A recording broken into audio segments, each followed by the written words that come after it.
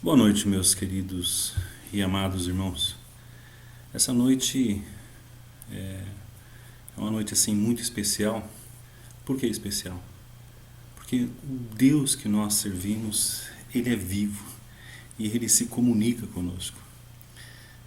A grande graça, a grande bênção de Deus é que nós temos essa certeza. Nós somos uma religião diferente. Quando eu falo religião, não se trata de placa, nem alguma simbologia, ou mesmo, como posso dizer, alguma instituição, mas se trata de um compromisso de vida, como posso dizer, uma marca que abraça todos aqueles que professam a verdadeira religião, ou a única religião, que é a cristã, né? As outras são heresias, seitas e invenções humanas, né? Então, nós somos a única religião que o nosso Deus ele é vivo e se comunica conosco, diferentemente de todas as outras. E neste caminhar, Deus tem nos levado a estabelecermos ou mantermos essa comunhão com Ele, né? Porque cada dia é um motivo a mais de nós nos aproximarmos ou nós distanciarmos de Deus. E como nós estamos na iminência, no limiar do arrebatamento, no limiar de quando Deus vai tirar a igreja da terra, a igreja verdadeira, aquela igreja que está vivendo o verdadeiro cristianismo, a verdadeira vida de Deus, então assim é muito importante que nós possamos ter essa vida de Deus em nós. Como assim ter essa vida de Deus em nós? Nós estamos vivendo o momento da verdade. As pessoas hoje elas não conseguem mais se esconder. Ou elas são cristãs verdadeiramente ou não são, porque as atitudes dela vai confluir, vai demonstrar se verdadeiramente elas são cristãs ou não. E ontem conversando com o Senhor veio de uma maneira tão maravilhosa mostrando que quanto mais nós nos aproximamos dele, mais nós percebemos a nossa imperfeição. Foi assim com todos os servos dele, né? Principalmente os profetas, os discípulos e tudo. O que eu gosto sempre de colocar como exemplo não, mas como uma passagem, é Isaías. Isaías ele era sacerdote, ele servia diante de Deus. E quando ali em Isaías capítulo 6, ele vê o Senhor, ele percebe o pecado dele, a sujeira, a devassidão realmente no coração e na apresentação dele. Ele fala: Senhor, eu sou um homem de lábios impuros, habito no meio de pessoas de lábios impuros, e agora eu vi a glória de Deus. Ai de mim, eu vou morrer, porque Deus é tão santo, mas tão santo, que nós nas nossas imperfeições e nos nossos pecados, tanto cometidos quanto os herdados, nós não temos condição de aparecer perante Deus. A nossa imperfeição ela não nos dá essa possibilidade. Se não fosse o sangue redentor de Cristo que nos redimiu de todos os pecados, nós não conseguiremos chegar diante de Deus. É somente através desse sangue e da regeneração do velho homem, do homem adâmico, do homem descendência de Adão, se esse homem não morrer e nós nascermos no novo nascimento, que é o nascimento de Cristo, nós não teremos, nós nem veremos o Senhor. Porque nós decidimos no Jardim do Éden que nós não queremos Deus, que nós queremos ter uma vida independente, que nós somos autossuficientes e que Deus é o nosso competidor, né? Nós não queremos Deus como nos submeter à autoridade de Deus, nós queremos disputar a glória de Deus.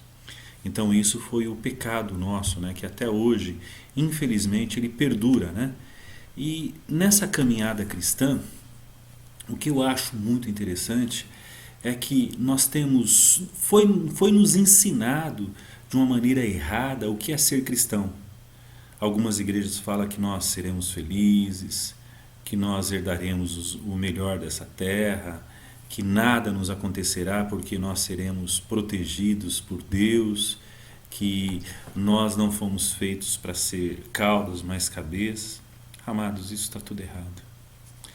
Eu sinto em dizer para vocês que a religião cristã, que é pequeno Cristo, que é seguidores de Cristo, que é andar no mesmo passo de Cristo, a proposta é morte.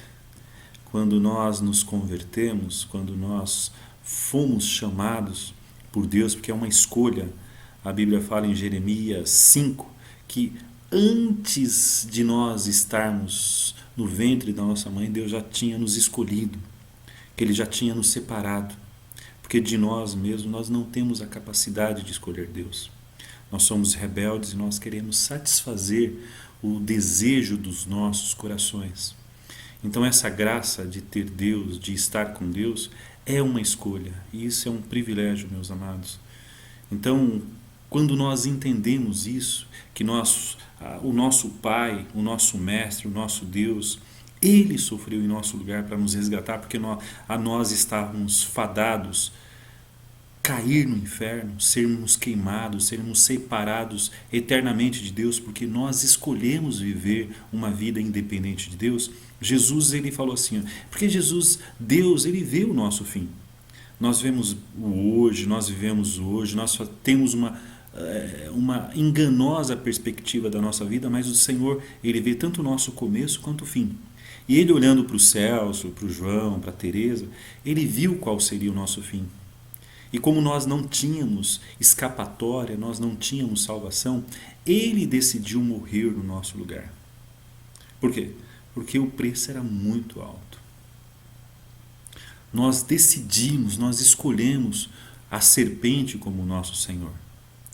E por nós termos escolhido a serpente, Deus, ele precisava provar que ele poderia gerar no meio dessa geração, dessa raça, no meio de seres humanos pecadores, pessoas que escolhessem de livre e espontânea vontade o sacrifício, seguir a Deus. E isso do homem por si só não teria como acontecer, então ele teve que enviar a Cristo. Em todos os momentos, ele criou um mecanismo para preservar a semente, para que ele viesse e nos salvasse. Então, qual que sempre foi a questão do inimigo? Matar a semente santa de Deus. E isso sempre houve, essas perseguições, ou mesmo essa tentativa de impedir que Cristo tirasse, que Cristo quebrasse essa herança, quebrasse essa maldição da morte eterna, de nós sermos propriedades do diabo, de nós cairmos de cara no inferno. Então o diabo, em todos os momentos, ele tentou quebrar este elo, essa possibilidade dele perder o reino e o domínio da terra e do homem. Então, em todos os momentos, o diabo tentou matar pessoas que realmente decidiram, que foram escolhidos por Deus antes da fundação do mundo. Ele tentou quebrar esta corrente, mas pela misericórdia, pela escolha e pela capacitação de Deus, nós chegamos até aqui e nós temos o livre acesso, porque Cristo, quando ele morreu, ele inaugurou o período da igreja, o período do cristianismo, que a qualquer momento, na hora que acontecer o arrebatamento, este momento vai acabar. Não vai mais existir igreja. Porque a salvação vai voltar novamente para os judeus. Por quê? Porque nós não estamos inseridos, se nós procurarmos alguma passagem onde fala dos ocidentais, que somos nós, ou dos gentios, que somos nós, não tem. A salvação, ela foi trazida para o povo de Israel. Nós somos, como posso dizer, a oliveira brava. Nós fomos enxertados desde quando Israel rejeitou, que foi um propósito de Deus para que a salvação viesse até nós, e aí nós fomos inseridos no contexto, na história de Deus. Nós fomos buscado, o povo que era a oliveira brava, a figueira brava, aqueles que não queriam Deus, que nós éramos realmente gentios e envoltos nas nossas próprias rebeliões e na nosso próprio conceito de vida. Deus trouxe, Deus iluminou aqueles que estavam nas trevas densas, aqueles que estavam mergulhados em densas trevas, Deus foi lá e resgatou. Esses somos nós. Então, quando ele inaugurou esse período em Cristo, quando Cristo veio, viveu, sofreu e morreu na cruz e logo em seguida ele ressuscitou, porque se ele não tivesse ressuscitado, nada valeria. Nós serviríamos um Deus como todos os outros, um Deus morto. Mas como ele nos deu a possibilidade da vida eterna, demonstrando que existe a ressurreição, que existe uma vida depois da morte, então ele nos deu essa possibilidade de subirmos com ele. E ali ele inaugurou, ele disse assim, ó, vocês não serão servo maior que o seu Senhor. Se eu sou o seu Senhor, eu vim, morri, sofri e fui rejeitado, vocês serão rejeitados também. Então essa ilusão que nós reinaremos aqui na terra é mentira.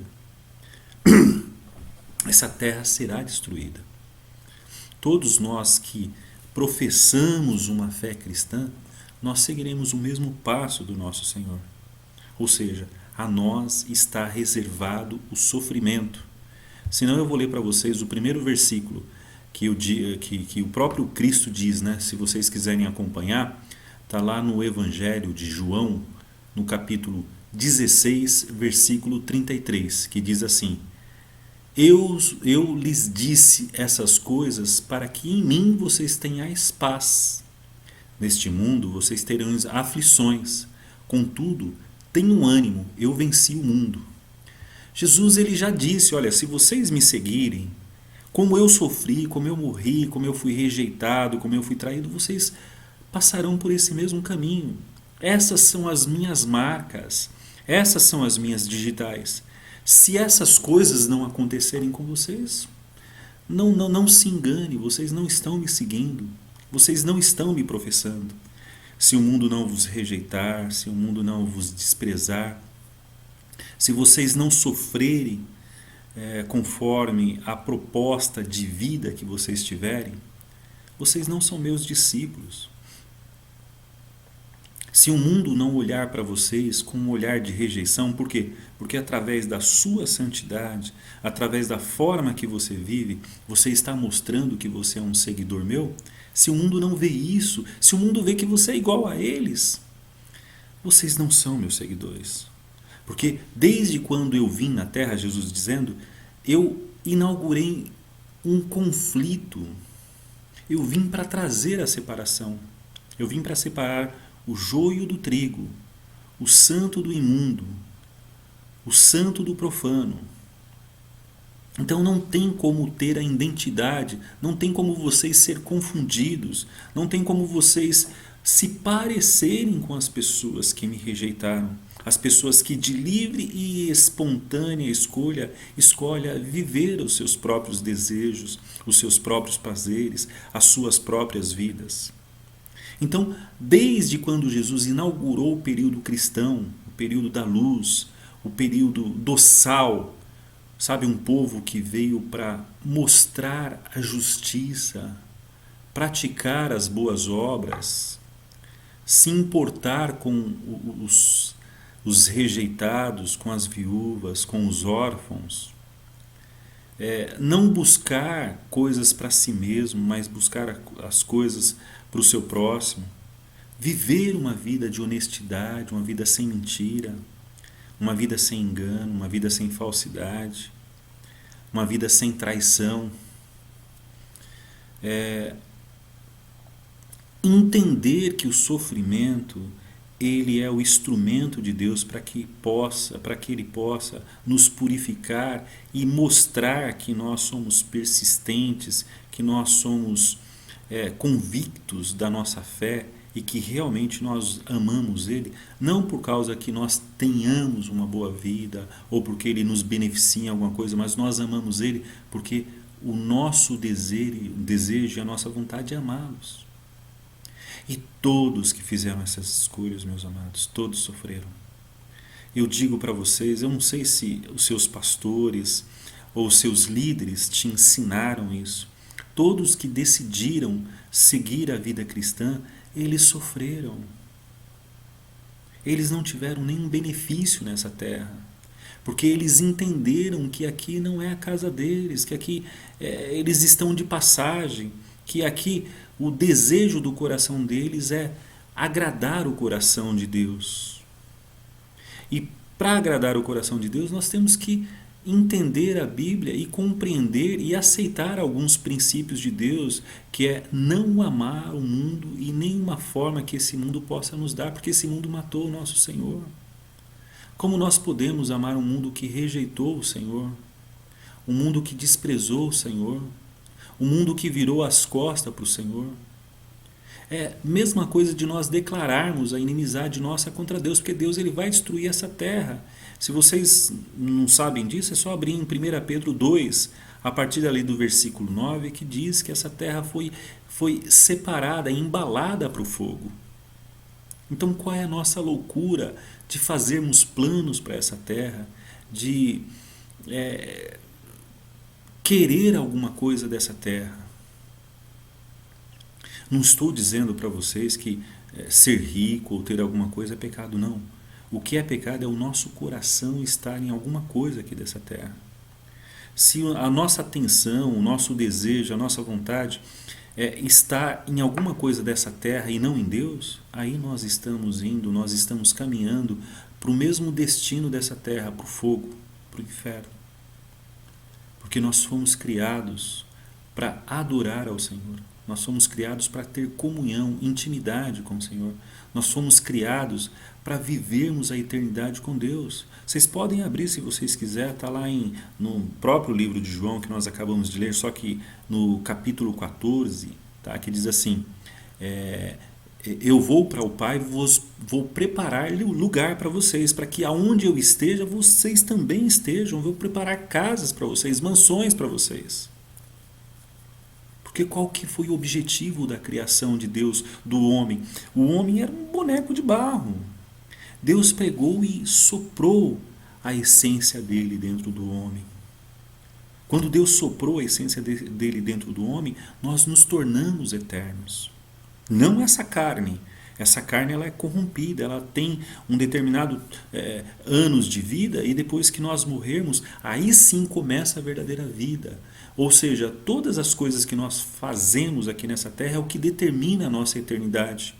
Se nós obedecermos a Deus, vivermos princípios cristãos, sabe, amando o nosso próximo, desprezando a nossa vida aqui, não querendo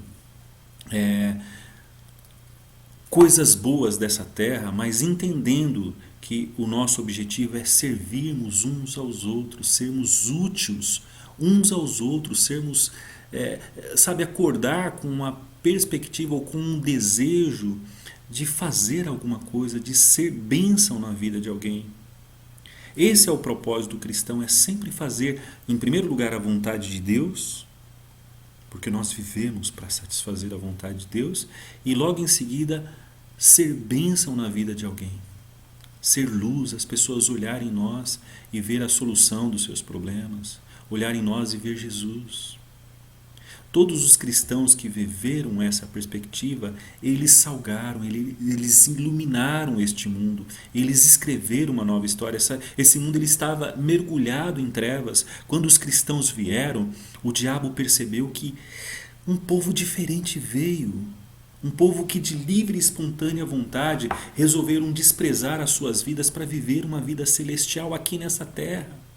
Um povo que ele não tinha mais domínio, que ele podia dar dinheiro que eles não queriam, podia dar mulheres que eles desprezavam. Por quê? Porque eles não queriam satisfazer as vontades da sua carne.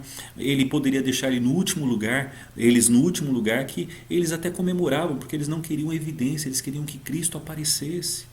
Então, como seduzir um povo desse? Não tinha como. Então ele começou a matar. Por quê? Porque se ele deixasse esse povo viver na terra, esse povo iria roubar todos os seus pares, as suas presas, os seus servos. Esse povo cristão, ele começou a fazer a diferença em todo o império. O império colocava lá, fala, poxa, eles não adoram a César, eles não adoram os meus deuses.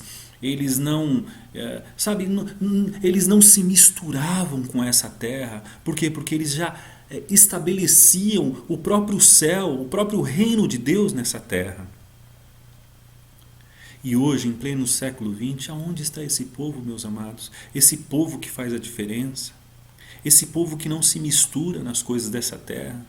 Pois o próprio Jesus, ele veio no pior momento da civilização ali, onde o seu povo, Israel, estava sendo subjugado pelo Império Romano, e ele não se envolveu. O Deus, o Criador de toda a terra, vendo o seu povo sofrendo, ele não se envolveu. Ao contrário, quando eles queriam envolver Jesus em alguma coisa, queria criar conflito, queria trazer Jesus para o âmbito político, Jesus, ele deixava bem claro: olha, dá a César o que é de César e dá a Deus o que é de Deus. Aonde está este povo, meus amados? Hoje nós vemos uma igreja enganjada em políticas, em discussões, em buscar razões ou querer ter sempre razão e motivo para empenhar uma bandeira para dizer: não, é que é desse jeito. Não, meus amados. A verdadeira igreja, ela não quer aparecer. Ela confia cegamente em Deus. Ela não se dobra a governos que quer empunhar, que quer colocar uma ordem soberana que não seja a vontade plena do Senhor. Essa igreja, ela não confia nas leis e nas regras humanas que vão contra a lei e as regras de Deus. Este povo, essa igreja gloriosa e santa, ela confia cegamente em Deus. É como você entrasse num carro e no banco de trás e fechasse os olhos e falar: pisa no acelerador e me leva para onde você quiser. Ou seja, confia cegamente em Deus. Aonde está essa igreja? O povo que morreu para trazer esse evangelho para nós, os discípulos de Jesus, todos eles morreram terrivelmente na sua vida de martírio. Todos eles. Pedro foi crucificado, ele nem achou-se digno de morrer como Jesus. Ele foi condenado à cruz, só que ele pediu para ser crucificado de cabeça para baixo. Ele não se achou digno de morrer igual a Jesus. Por isso que algumas passagens, eles não fazem sentido, essas passagens para os que se dizem cristãos de agora, que nem Romanos 8,18, que diz assim: considero que os nossos sofrimentos atuais não podem ser comparados com a glória que nos será revelada. Ou mesmo se nós formos em 2 Coríntios 4,17, que diz: pois os nossos sofrimentos leves e momentâneos estão produzindo para nós uma glória eterna que pesa mais que todos eles. Ou mesmo Hebreus 2,18, que diz assim: porque tendo em vista que ele mesmo sofreu quando tentado, ele é capaz de socorrer aqueles que também estão sendo tentados. 1 Pedro, capítulo 4, versículo 13 ao 16, que diz assim: mas alegrem-se à medida que participam dos sofrimentos de Cristo, para que também, quando a sua glória for revelada, vocês exultem com grande alegria. Se vocês são insultados por causa do nome de Cristo, felizes são vocês, pois o Espírito da glória, o Espírito de Deus, repousa sobre vocês. Se algum de vocês sofre, que não seja como assassino, ladrão, criminoso ou como que se intrometendo em negócios alheios. Contudo, se sofrem como cristãos, não se envergonhem, mas glorifiquem a Deus por meio desse nome. Ou ainda, o livro de Atos dos Apóstolos, capítulo 20, do versículo 23 ao 24. Só sei que em todas as cidades o Espírito Santo me avisa que prisões e sofrimentos me esperam. Todavia, não me importo nem considero minha vida de valor algum para mim mesmo, se tão somente puder terminar a corrida e completar o ministério que o Senhor Jesus me confiou de testemunhar do Evangelho da graça de Deus. Ou ainda, 2 Coríntios 1, capítulo 1, do versículo 5 e 6. Pois assim como os sofrimentos de Cristo transbordam sobre nós, também por meio de Cristo transborda a nossa consolação. Se somos atribulados, é para a consolação e salvação de vocês. Se somos consolados, é para a consolação de vocês, a qual dá paciência para suportar os mesmos sofrimentos que nós estamos padecendo. Meus amados, aonde está essa igreja? Hoje nós vemos uma igreja egoísta, uma igreja que não quer sofrer, uma igreja melindrosa, sabe? Que qualquer coisinha está se doendo, está reclamando, está tirando satisfação, ou mesmo, por incrível que pareça, meus amados, entrando até em vias judiciais para se justificar ou para ter razão. Vejo muitos pastores entrando com ações contra pessoas que o insultam. Muitas igrejas até entrando em ações para ter mais poder. Eu costumo dizer, e tenho certeza disso que eu falo, que a verdadeira igreja ela só vai surgir através de uma terrível perseguição.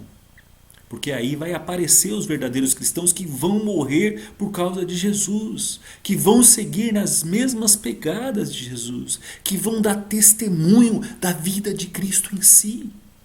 Hoje nós vemos muita mistura, hoje dificilmente, se não for o Espírito de Deus, graças a Deus tem o Espírito de Deus, a gente não identificaria quem realmente é cristãos. Mas graças a Deus, quem tem alguma dúvida disso, abre em Mateus 7, que fala que pelos frutos nós conheceremos as árvores. Então a gente não tem como se enganar com as pessoas hoje. Elas conseguem nos enganar um dia, uma semana, um mês, mas não muito tempo. Já já elas se revelam, as pessoas hoje estão se revelando ou está sendo revelado aquilo que elas têm dentro dela. Pessoas egoístas, pessoas facciosas, pessoas que só buscam só o seu interesse. É como diz lá em Ezequiel 24, são os pastores que comem a carne das ovelhas, sabe por quê? Porque eles não querem, eles não têm nenhum tipo de espírito de Cristo, que é um espírito de mansidão, espírito de humildade, espírito de servir-se, sabe, de morrer pelas suas próprias ovelhas. A gente pode também, no Evangelho de João 10, o bom pastor que dá a vida pelas ovelhas. Aonde nós vemos isso? Da vez de nós encontrarmos uma igreja, um povo, um cristão, um pastor enganjado em viver o verdadeiro cristianismo, de morrer por si, de servir as ovelhas, não. Eles querem tirar até a pele, até o couro, até o casco das ovelhas. Hoje o egoísmo ele impera de uma maneira muito grande. E qual que são as marcas de Cristo, meus amados, para que vocês não sejam enganados? Em primeiro lugar, humildade. Humildade. Se é um fruto que verdadeiramente se destaca naqueles que são de Cristo, é aqueles que não querem cargos, aqueles que não querem visibilidade, aqueles que sempre estão para servir e não para ser servido, aqueles que verdadeiramente mostram um espírito de mansidão, um espírito de não querer confusão, de não querer discussão, que são santos na sua forma de andar, de falar, de ser, de se vestir.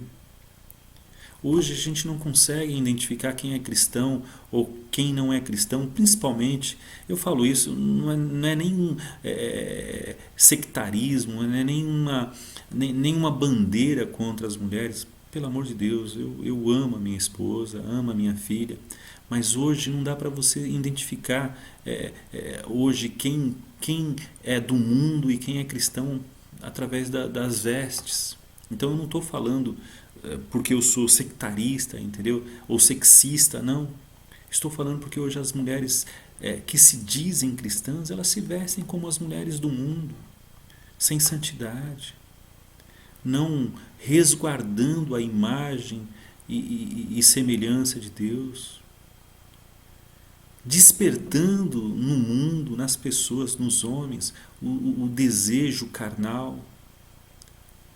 Hoje os homens não veem as mulheres, sabe? Eles não veem Cristo nas mulheres por causa das suas vestes, mas eles veem um corpo, um instrumento do seu desejo. E os homens hoje, não tem muita diferença também entre homens e mulheres, né? Os homens hoje estão andando, principalmente aqueles homens que gostam de mostrar o corpo, as mulheres sentem a mesma coisa que os homens, sabe? As mulheres desejam, muitas vezes, um pastor que coloca um terno bem apertado, sabe? Que mostra a sua forma física, sabe? Musculosa. É triste, meus amados, é triste falar de uma igreja apóstata em pleno século XXI, mas é isso que nós temos hoje, uma igreja que não carrega a verdadeira marca de Jesus. Ou seja, aquela igreja que não, aquele homem, aquele pastor, aquele servo, aquele cristão, que ele somente mostra a imagem de Deus, a vida de Deus em si. Que ele não tem preocupação nenhuma de atrair olhar ou desejo que não seja por Cristo na sua forma de andar, de ser, de falar, de pregar. E principalmente ele mostra na sua forma, na sua vida, tudo aquilo que ele está pregando. Ele não é aquela coisa, ó, faço o que eu mando, mas não faço o que eu falo, não. Ele tem o testemunho de Cristo na sua vida. Ele demonstra isso no seu comportamento. Os seus filhos, as pessoas que convivem dia a dia, vê Jesus nele, sabe? Os seus filhos, a sua esposa, a sua mãe, os seus amigos. As pessoas sabem que ele realmente é daquela forma que ele está pregando, e aquilo que ele está pregando é verdade. Hoje, o que mais me dói que essa pandemia, ela demonstrou que não existe uma igreja hoje que confia no Senhor. Não existe uma igreja que queira o Senhor. Não existe uma igreja que deseja o Senhor. Hoje nós vemos o quanto essa pandemia separou as pessoas. O quanto essa pandemia, ela demonstrou que os cristãos são uma invenção, são uma mentira, não confia no Senhor. Não confia na proteção de Deus. Não estão protegidos pelo sangue. Porque enquanto a morte passava lá no Egito, vocês podem conferir lá, está em Êxodo, a partir do capítulo 10 para frente, ou 9 para frente, enquanto a morte passava lá fora, o sangue protegia aqueles que verdadeiramente eram do Senhor. E hoje, meus amados, está acontecendo a mesma coisa. A morte está passando lá fora. Confesso, existe uma pandemia lá fora. Mas o sangue tem que estar encobrindo, tem que estar revestindo a sua vida, revestindo a sua intimidade com Deus. A sua confiança tem que estar no Senhor. Não é em medicamento nenhum, não é em vacina. Eu sou contra a vacina? Não é essa a questão. Não importa o que eu sou contra ou não. A questão é que a igreja que foi exposta diante dessa pandemia é uma igreja mentirosa que não confia no Senhor, que não está coberta com a confiança do Senhor, que não está envolvida com o sangue de Jesus. É uma igreja totalmente mentirosa. E eu falo isso com muita tristeza, eu não falo com orgulho e não estou acusando nem pensando em ninguém. Somente estou questionando se realmente nós somos cristãos e nós confiamos em Deus. Ah, mas faça a sua parte. Nossa parte é viver uma vida de santidade e justiça. Eu costumo dizer, e com testemunho, que a santidade, ela traz proteção, a santidade traz imunização, a santidade traz a vida de Deus. Jesus, ele andava, ele tocava, ele pegava os leprosos, que era a pior doença que tinha na época, e através da santidade dele até curava os leprosos. E hoje nós não conseguimos nem garantir a nossa segurança através dessa pandemia, porque nós não somos santos, nós somos mentirosos. Nós não amamos Deus, nós amamos a nossa vida. Nós não queremos subir para os céus, nós queremos tudo aqui nessa terra. Nós somos uma mentira. Por isso que neste momento, meus amados, compartilhando esse vídeo com vocês, hoje eu fiz questão de fazer vídeo e aparecer, para que vocês possam conhecer um pouquinho dos céus. Comigo. pegue nas minhas mãos as pessoas que me conhecem, ou mesmo as pessoas que não me conhecem, mas está tendo acesso a esse vídeo. Creia que a santidade ela é possível. Creia que através da santidade você possa ver Deus. Creia que se você viver uma vida de santidade, você vai ser arrebatado. Creia que através da sua santidade, a santidade que Deus te dá a condição de você ser, porque Ele diz, sede santos assim como eu sou santo, está lá em 1 Pedro, capítulo 1, o mesmo em Hebreus 12, 14, que diz, vivei em paz com todos e a santidade sem a qual ninguém verá o Senhor. Através da santidade nós conseguimos voltar novamente à inocência do jardim do Éden e nós podemos entrar no Éden de Deus, que é o arrebatamento, que é a porta da graça. Porque quem não entrar na porta da graça, do arrebatamento, as pessoas que dizem ser cristãos hoje, se elas não entrar na porta do arrebatamento, elas vão cair diretamente no inferno, conforme Mateus capítulo 25, vão bater o Senhor e falar, não vos conheço. Então o momento de entrar, o momento de ter comunhão com Deus, o momento de se arrepender é agora. Que nós possamos, em nome de Jesus, orar e buscar e procurar sermos verdadeiramente cristãos e seguidores de Cristo, no poderoso nome de Jesus. Que o Senhor nos abençoe, desde agora para sempre. Shalom. Deus os abençoe.